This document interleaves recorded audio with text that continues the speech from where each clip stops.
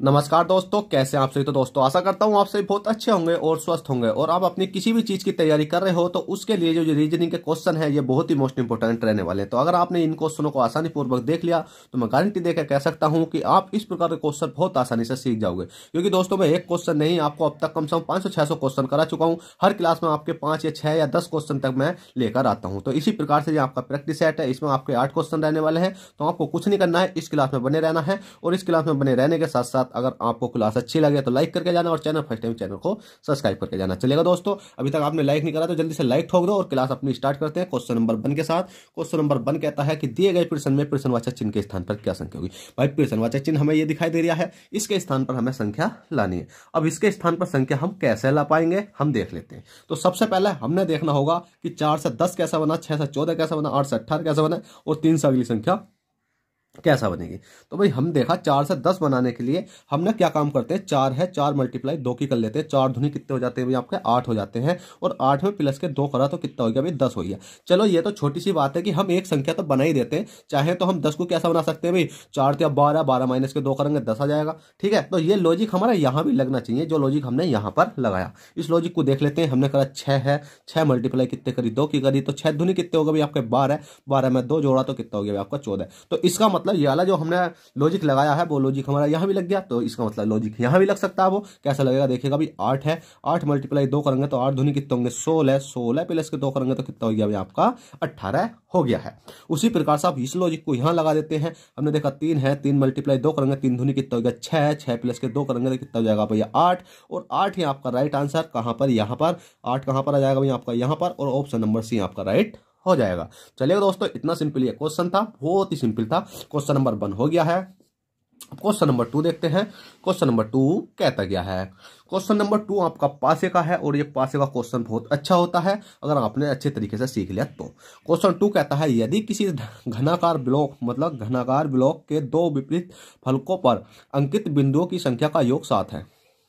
ठीक है भाई, दो ऐसे पासे इनमें जिनकी संख्याओं का योग 7 हो तो नीचे दिए गए प्रारूप में से उस प्रारूप का चयन करें जो बिल्कुल सही है। बिल्कुल सही है। अब देखो दोस्तों, अब इसमें क्या चयन करना होगा बताओ जल्दी से। पहले तो हमें यह देखना होगा 7 कौन कौन से में आ रहा है। तो हमने देखेंगे 7, क्योंकि इसने कहा है कि संख्याओं का योग 7 हो। तो 7 देख लेते हैं कौन कौन से में है। तो हमने देखा 5 3 8 होते हैं भाई, इसमें नहीं होने का है। 5 3 8 होते हैं, नहीं होने का है, नहीं होने का ना। तो कौन सा होगा, हमने देखा 4 है, 4 3 7। तो एक तो हमें ये वाला मिला, एक तो ये वाला मिला 4 और 3 वाला 7 मिला। और इसी प्रकार से हमें कौन सा मिलेगा भाई, हमें मिला 6 और 1 कितना मिला भाई, ये वाला 7 मिला। देखिए ढूंढने से मिल जाता है।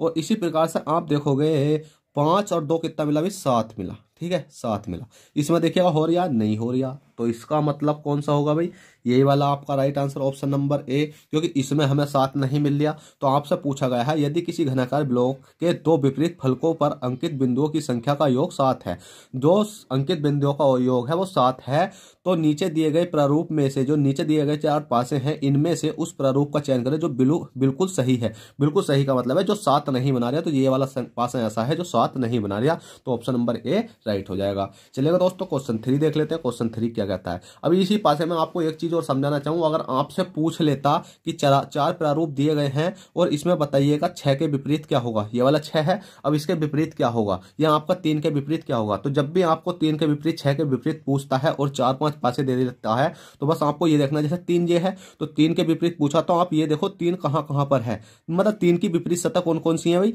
1 2 3 4 5 वाली है और 2 वाली है। 5 वाली 2 वाली देखो कहीं है, देखिएगा 5 वाली ये रही और 2 वाली नहीं मिल रही। 5 वाली कहाँ है, इसमें भी नहीं है, 5 वाली इसमें भी नहीं है। अगर तो आपको क्या करना पड़ता, फिर क्लोज बाई जाना पड़ता। ये चीजें मैंने बेसिक समझा रखी हैं, आप देख सकते हो जाकर, क्लास है आपके चैनल पर पढ़ी है। क्वेश्चन 3 समझो।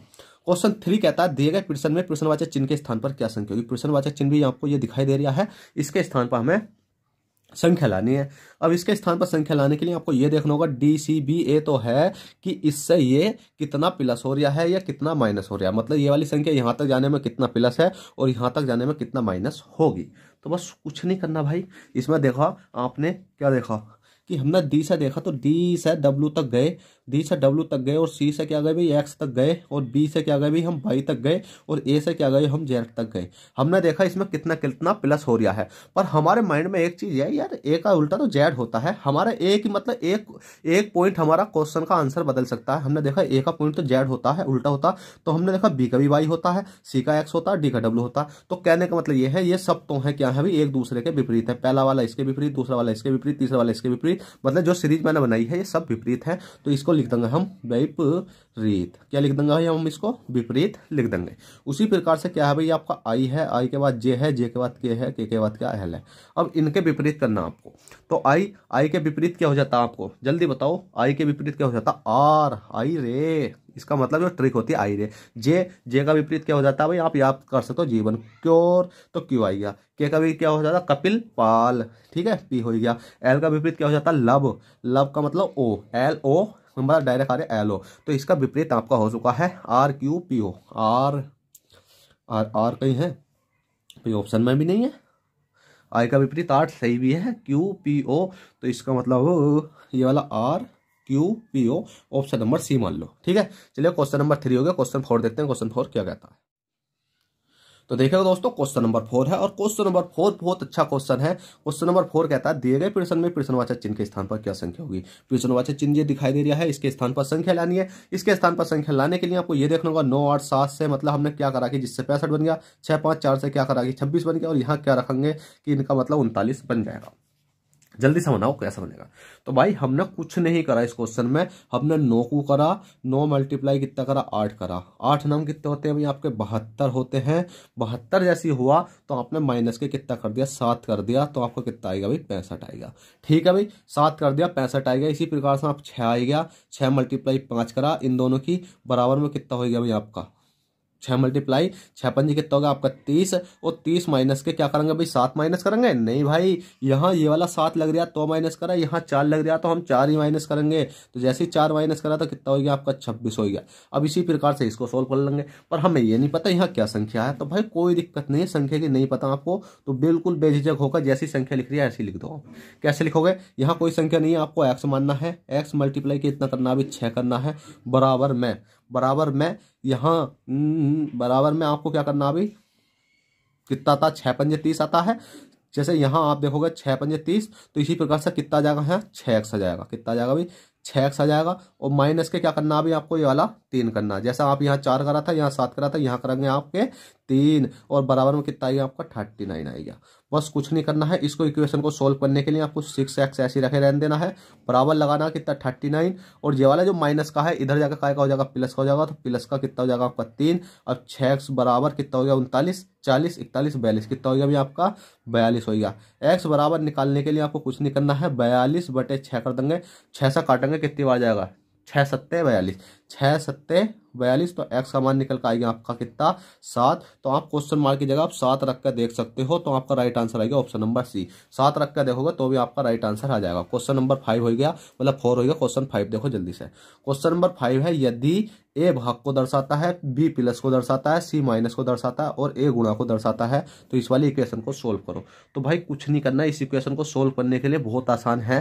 कैसा भाई, जैसे ही आपको ये वाली संख्या दे रखी है तो आपको 24 का 24 तार देना है, 6 का 6 तार देना है, 4 का 4 तार देना है, 9 का 9 और 8 का 8। आप कहोगे sir C B D A ये कहाँ गए, तो ये कुछ नहीं गए। जैसे ए है ना, दिख रहा है आपको, ए देखो ए है, ये वाला ए है, तो ए का भाग है तो ए को हमने क्या कर दिया भाई भाग कर दिया। हमने देखा डी कहाँ पर है इसमें, ये वाला है, और डी गुणा है तो डी को हमने क्या कर दिया गुणा कर दिया। हमने देखा ये वाला चिन्ह कहाँ पर है, ये वाला एरिया, बी क्या है प्लस है तो हमने इसको प्लस कर दिया। सी देखो कहाँ पर है, सी एरिया, सी क्या है माइनस, तो इसको हमने माइनस कर दिया और बराबर में। अब इस इक्वेशन को आपको सोल्व करना। सोल्व करने के लिए मैंने बोर्ड मास का नियम आपको हर बार पढ़ा रखा कि सबसे पहले ब्रैकेट खोलते हैं, उसके बाद में ओष्टक का खोलते हैं। का मतलब गुणा का चिन्ह, जब गुणा का चिन्ह नहीं होता ओष्टक मतलब क्या नहीं होता इसमें, एक मिनट रुकिएगा, ठीक है। जब आपका नहीं इसमें बोर्ड मास के नियम के अनुसार इसमें न ब्रैकेट होता है न ही का मतलब गुणा होता है, ठीक है, तो क्या होता है फिर भाग होता है। तो भाग करते हैं पहले से, तो 6 से काटेंगे, 6 चौक कितना गया भाई आपका 24, 6 चौक 24 गुण मल्टीप्लाई 4 प्लस के 9 माइनस के कितना हो गया 8, 4 चौक कितना हो गया आपका 16, 16 प्लस के 9 माइनस के कितना हो गया भैया आपका 8 हो गया। ठीक है, बराबर में क्वेश्चन मार्क लगाते रहो, कोई दिक्कत नहीं है। अब 16 9 16 और 9 को हम जोड़ेंगे, कितना बैठ जाएगा भाई आपका 25 बैठ जाएगा। 16 9 25 होते हैं, माइनस के 8 करेंगे तो बराबर में क्वेश्चन मार्क। 25 में से 8 घटाएंगे कितना बचेगा आपका, 25 में से 8 घटाओगे तो आपका कितना बचेगा भाई 17 बचेगा, और 17 ही आपका राइट आंसर हो जाएगा ऑप्शन नंबर डी में। ठीक है, चलिएगा क्वेश्चन नंबर 5 हो गया। बहुत सिंपल क्वेश्चन है। क्वेश्चन 6 देखते हैं। क्वेश्चन 6 क्या कहता है। क्वेश्चन 6 है, दिए गए प्रश्न में विषम संख्या होगी। अब देखिएगा दोस्तों, आपको इस क्वेश्चन में क्या ढूंढना है, विषम संख्या ढूंढनी है। अब विषम संख्या ढूंढने के लिए आपको क्या करना होगा, बस कुछ नहीं करना। मैंने बताया था आपको, जब भी इस प्रकार का क्वेश्चन आता है तो आपको 3 केस देखने होते हैं। या तो आप 8 की, 1 की, 1 की, 0 की मल्टीप्लाई करके देखो तो 3 संख्या 1 से आएंगी। अगर मल्टीप्लाई करने के बाद भी 3 संख्या 1 से नहीं आती तो उनके बटे में 2 का भाग करके देखो तो भी आपकी 1 से आ सकती है। फिर भी नहीं आती तो इन संख्या को जोड़ो, जोड़ने के बाद देखो कि 3 संख्या 1 से आ रही है। जोड़ने के बाद भी नहीं आती तो आप जोड़ के क्या कर सकते हो, 2 से डिवाइड करके देख सकते हो, 3 से डिवाइड करके देख सकते हो कि 1 सी संख्या बन सकती है, क्योंकि ये होता है लॉजिकल वाला रीजनिंग। ठीक है, तो इसमें जब इस प्रकार का केस नहीं चल रहा होता तो इसमें जो हमारा केस चल रहा है वो चल रहा है भाई 8 प्लस के 1 प्लस के 1 प्लस के 0। हमने जोड़ा 8 9 कितना हो गया आपका 10 हो गया है। इसी प्रकार से हमने देखा कितना 9 है, 9 प्लस के 1 है, 1 प्लस के 0 है, 0 प्लस के 0 है। हमने देखा 9 1 10, 0 0 कितना हो गया 10 ही हो गया। ठीक है, हमने देखा 1 है, 1 प्लस के 1 है, 1 प्लस के 8 है, 8 प्लस के कितना 9 है। हमने इसको जोड़कर देखा तो कितना हो गया भाई आपको ये 19 हो गया। इसी प्रकार से हमने इसको जोड़ा 1 1 प्लस के 2, 2 प्लस के कितना 3, 3 प्लस के कितना 4, 4 3 7 2 9 कितना हो गया आपका 10 हो गया। तो इसमें जो दिए गए प्रश्न में विषम संख्या होगी वो विषम संख्या है आपकी कौन सी भाई, ऑप्शन नंबर सी आपका राइट हो जाएगा। क्योंकि 3 संख्या तो 10 10 बना रही है, एक संख्या अलग बना रही है 19, तो इसका मतलब यही विषम हो जाएगी। तो देखो दोस्तों, इतनी आसानी पूर्वक आपका ये प्रैक्टिस सेट हो चुका है, और आशा करता हूँ इस प्रैक्टिस सेट से आपको कुछ अच्छे तरीके से सीखने मिला होगा। सीखने मिला हो तो प्लीज वीडियो को लाइक और चैनल फर्स्ट टाइम चैनल को सब्सक्राइब कर दें। चलते फिर मिलते हैं आपसे किसी नेक्स्ट क्लास में, जब तक के लिए बाय, ऑल द बेस्ट, जय हिंद जय भारत।